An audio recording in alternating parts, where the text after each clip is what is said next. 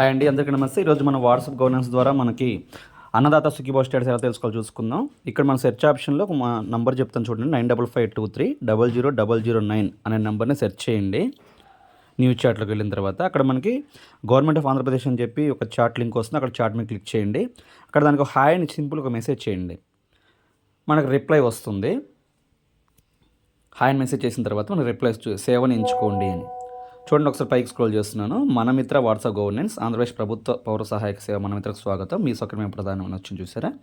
అక్కడ మనం సేవని ఎంచుకోండి అనే ఆప్షన్ మీద క్లిక్ చేస్తే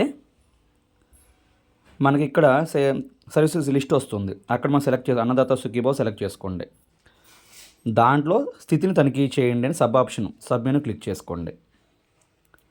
దాని తర్వాత ఆధార్ నెంబర్ అడుగుతుంది. అక్కడ రైతు యొక్క ఆధార్ నెంబర్ ఎంటర్ చేయండి.